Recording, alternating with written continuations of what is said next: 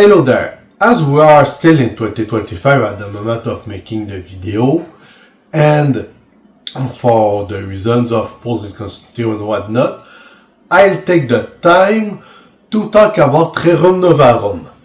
So, in 2025, we got a new Pope, Leo XIV, who took the name in part to put back in the public conscience what his predecessor Leo XIII did, namely the text Rerum Novarum. So this text from the 15th of May 1891 was about the quality of life of people. It is a text that goes around a bit, is heavy with theology, and is not the most ergonomically written, shall we say, and therefore I shall resume its essence to you.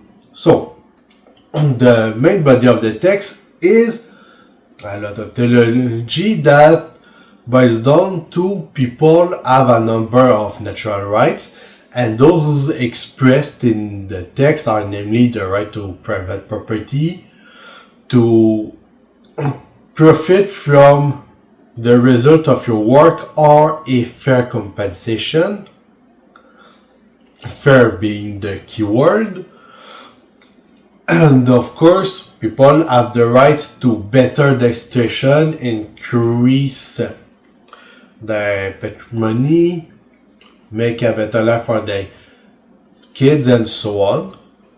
And all of these, and a few more details, were basically infringed by capitalism, because 19th century, where we are speaking of savage capitalism, and the company owners were really badly treating their employees. This caused a lot of problem because people have the right to some standards of living, to not be in misery, especially if you work, because fair compensation. And so that caused a problem where the church basically had to do the things it did for the people in dire situations, so the exceptions, to do that for everyone. And so the infringement of natural right was a big problem, but it also caused another problem wherein, as an answer and solution to that, we had the apparition of socialism, and 19th century socialism being pretty much in line with what Karl Marx said, basically wanted to abolish private right and do a certain repartition of the riches that basically deprived people from the betterment of their situation and the fair compensation for their work. Which means that we had a problem and a bad solution that both infringe on people's natural rights.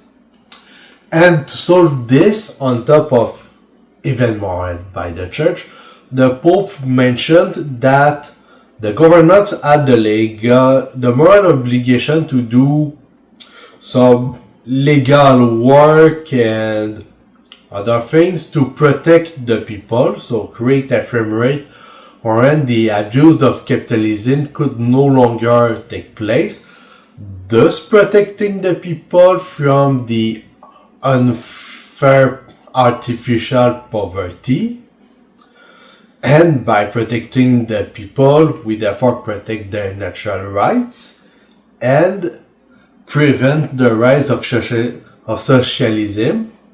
I do remember 19th century socialism, which only existed and was conceived as a counterpoint to the evils of capitalism. So we solve both problems by helping people with a proper framework that the states, who were getting bigger at the time, had to do.